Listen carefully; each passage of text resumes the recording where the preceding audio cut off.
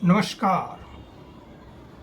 आज का प्रवचन का विषय है युवाओं से। वर्तमान में युवाओं में बेरोजगारी गुणात्मक बढ़ रहा है, जबकि रोजगार के अवसर युगात्मक है। यानी रोजगार का दरवाज़ा 2 के लिए खुलता है तो दरवाजे पर गुणात्मक 4 बेरोजगार अंदर आने के लिए धक्का मुक्की करता है। वही दरवाजे के अंदर घुस पाता है जो धन बल हर तरह से संपन्न रहता है। कमजोर निराश होकर लड़खड़ा कर गिर पड़ता है या कोई और रास्ता ढूंढने को मजबूर हो जाता है। अब सवाल उठता है, सीमित सरकारी नौकरी के लिए मारामारी क्यों? सरकारी नौकरी में जो फैसिलिटी और गारंटी दी जाती है और कहीं नहीं दी जाती। एक बार सरकारी नौकरी मिलने पर निश्चिंत हो जाता है, जबकि अन्य किसी निजी प्राइवेट नौकरी में ऐसी सुविधाएं बिरले कहीं देखने को मिलता है। काम है तो रहो, नहीं तो फूटो। नौकरी की कोई गारंटी नहीं। 2 भाई है, एक निजी कंपनी में काम करता है। उसकी इतनी कमाई होती है कि परिवार बड़ी मुश्किल से चल पाता है। एक वह भाई है, सरकारी नौकरी है, ऐशो आराम की जिंदगी है, नौकरी की तमाम सुविधाएं मिलती है, जिसे कमाई का पैसा रखने के लिए अवैध काला धन का सहारा लेना पड़ता है। टीवी पर एक सीरियल चलता है, कौन बनेगा करोड़पति। सवाल का जवाब देने पर करोड़ या 7 करोड़ का मालिक बन बैठता है, जबकि कोई रात दिन एक करके खटने कमाने पर भी परिवार का ठीक से भरण पोषण नहीं कर पाता है। सवाल उठता है, यह चंद सवालों के लिए करोड़ों का करोड़ रुपया आता है कहां से? स्रोत क्या है? क्या सरकार के पास इस तरह दांव पर करोड़ रुपया लगाने वाले का कोई हिसाब किताब है?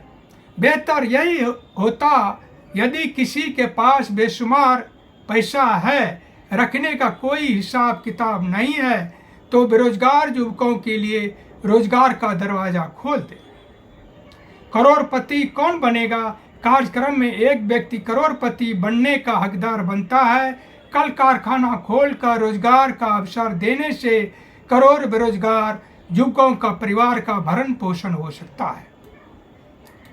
कमर तोड़ महंगाई की दौड़। जो चीज व्यापारी किसान से 5 रुपया में खरीदता है, वही सामान व्यापारी यानी दुकानदार के हाथ से 50 रुपये में खरीदना पड़ता है। उदाहरण के लिए चिप्स को ले लीजिए, 10 रुपया में कितना चिप्स होता है, वही किसान के हाथों में से उत्पादन वस्तु का वास्तविक खरीद मूल्य कितना होगा, आंकलन कर सकते हैं। चीज़ों की महंगाई का मुख्य कारण तर्क भरक चमक दमक विज्ञापन के पीछे खर्च करना। दूसरा कारण है बाजार में वस्तु और पैसा के बीच संतुलन का अभाव होना। जिसकी कमाई 300 रुपये है और जिसकी कमाई 3000 रुपये है, सभी के लिए एक ही क्रय मूल्य आकलन करना। प्राइवेट नौकरी, निजी नौकरी, गैर सरकारी नौकरी और सरकारी नौकरी में मजदूरी तालमेल का अभाव। सरकार को इन सब बातों को ध्यान में रखकर ही मूल्य निर्धारण करना चाहिए। मजदूरी तनख्वाह में भी समानता होनी चाहिए। एक ही बाजार में 10,000 ग्राहक और 10 लाखपति का ग्राहक होने से आम आदमी पैरों तले कुचले जाएंगे ही। किसी किसी के पास 500 रुपये की गड्डी का अंबार है तो किसी के 500 रुपये नसीब नहीं। इस जमाखोरी की मानसिकता से इजाज़त कब मिलेगी? यह आम सवाल है। सोच मानसिकता में बदलाव करना होगा। बड़े बड़े पूंजीपतियों उद्योगपतियों को यह ध्येय आना चाहिए, घरेलू उपभोक्ता विशेषकर खाद्य वस्तुएं जनता के बीच कम से कम मूल्य पर पहुंच सके। इसकी कमी की भरपाई ऐश आराम मनोरंजक वस्तुओं से वसूलने की ध्येय रहना चाहिए।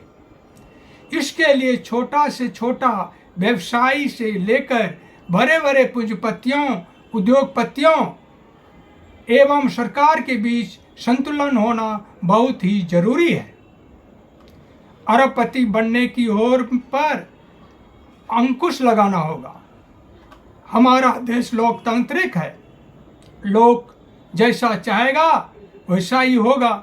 राजतंत्र नहीं है, किसी एक की मर्जी चलेगी। इसी विश्वास और आशा के साथ धन्यवाद, नमस्कार।